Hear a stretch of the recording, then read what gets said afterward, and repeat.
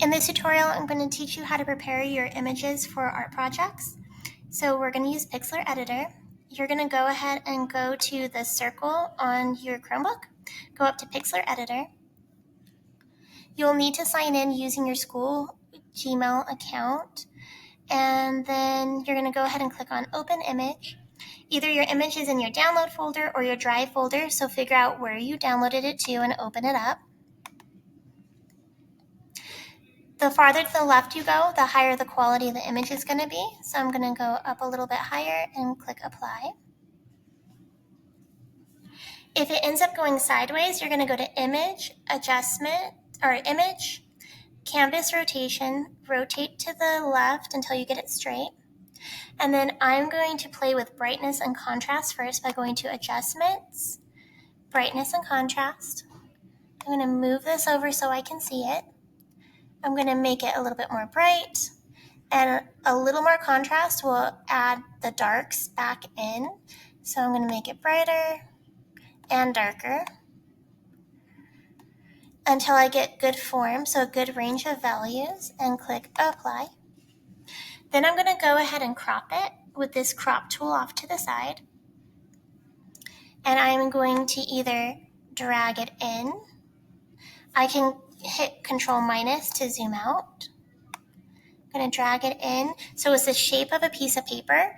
I don't want it to be a skinny rectangle. I don't want it to be a square. It needs to be the shape of the paper that you're going to be drawing on. So normally this proportion is what we use. So you can either do that and click Enter or click the arrow to finalize that. Or if you want to be particular, you can go to Size. And then I can figure out what the reference photo is going to be printed out as. And so, for example, if I'm using an 8x10, the pixels for that, if I looked it up on the internet, would be 3000 by 2400 or vice versa. So if I go 3000 by 2400, then that gives me a landscape style crop. If I do the opposite of that, so 2400 by 3000, it gets me a portrait style crop. So I zoom it in to the composition that I want.